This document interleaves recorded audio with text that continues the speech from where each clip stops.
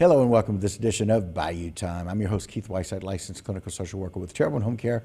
Very glad you are joining us. However you may be joining us, we appreciate it very, very much. And always glad to be here. I know Earl Eues, our Director of Terrible Parish Office of Homeland Security and Emergency Preparedness. Earl, welcome back to the show. Thanks, Keith. It's good to be here. I appreciate it. I want to talk a little bit about some of the things and some of the big things that have happened this week, but let's kind of start with where things are with COVID and monkeypox, because now we're starting to see some impact of more than just COVID in our area. Yeah, COVID is still here. Right. Okay, and people are still getting COVID Right. and testing positive, and but we're reaching a point of immunity. Right. I've heard anywhere between 90 and 95% immunity. Oh my! Which is encouraging. Okay. Okay. And are they consider that herd immunity? Yeah, the herd. Okay. immunity. Okay. Yeah. Just making sure that I understood the right term. So, as long as we don't get any other strains, I think we're gonna see this come along. Like we talked about in the past, it's not a flu season. It's not a COVID season. It'll just be an all year long type deal. We are seeing a lot of positive cases, but less testing.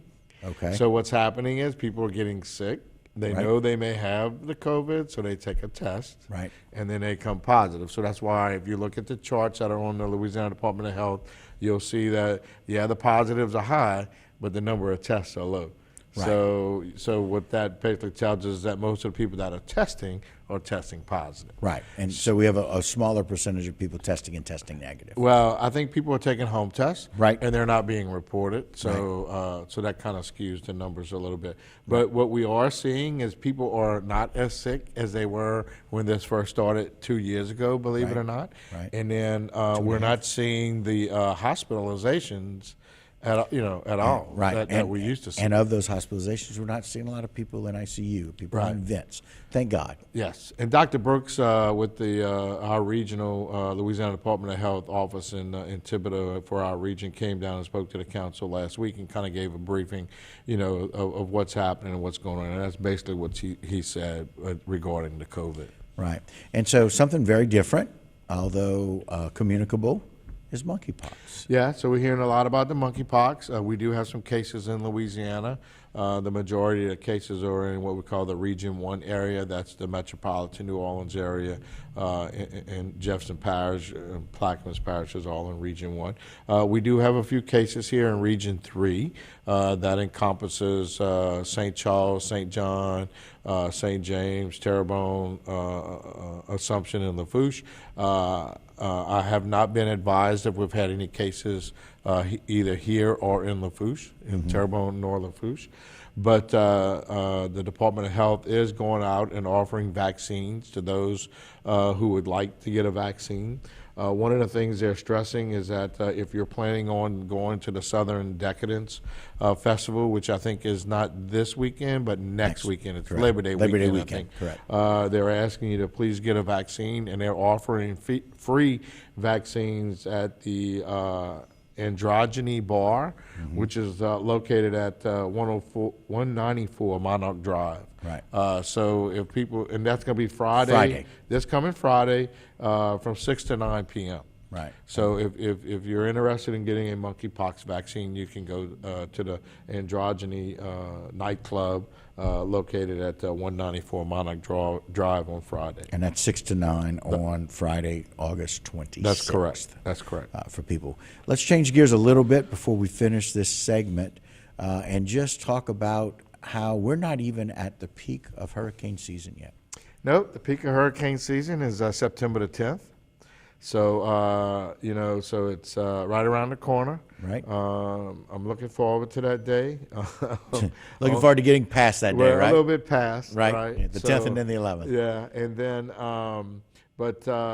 we do have two systems we're monitoring right now, way out in the Atlantic. Right. Quite a far ways the away. models, and they're still saying a 20% chance of development, which is very low. Right. And the models are not really showing any development, but it's still a long ways out. Right. But we are monitoring those along with the National Hurricane Center. So if anything develops, she'll be on the air to talk about those things. Right, and again, that's where we've gotten to, and thank God we have, because we now have the availability to watch these storms develop or not develop. Instead of just saying, "Oh my God, there's a storm," we get to see if there's development. Yeah, I mean, actually, one of the ones they're watching, it's not even off the coast of Africa yet.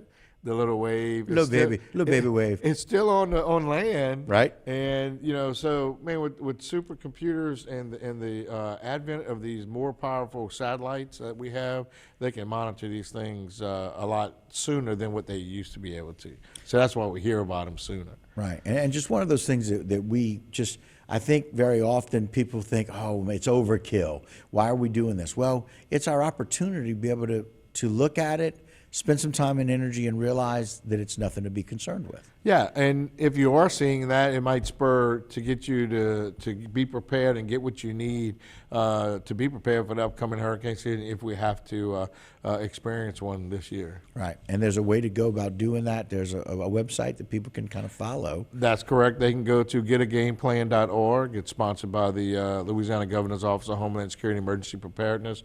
There's all types of checklists, and it's not just for residents. There's stuff on there for businesses. It's a lot of information on that website for the elderly and everything else in order to be prepared. So I'd recommend you go take a look at it. And the fact that you guys got an opportunity to spend some time with not only the governor, but the U.S. Secretary of Homeland Security, that doesn't happen very often. So remarkable things like a huge storm that happened a year ago means that we've got to make some decisions about what to do and how to do it. But they were both very complimentary about how we as a community have dealt with this, what we've learned from it, and how we move on from it. Yeah, it was exciting and a great opportunity to be able to meet the Secretary Mayorkas, Right. who is the Secretary of the Department of Homeland Security. He is a cabinet member. In other words, so he has direct line and contact with the President of the United States.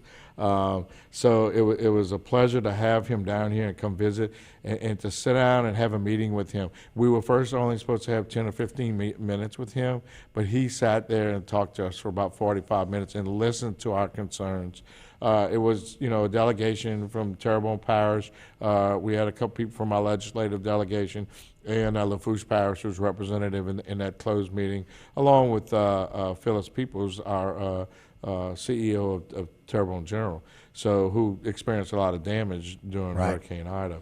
So it was a great experience to sit down, and I was really impressed that he came in there with a notebook, with a tablet, and he had his other secretaries and people that he travels with, and to see him sit down and write down word for word for what our concerns were. Right. And two pages of notes. And he told us that he is going to get back with us.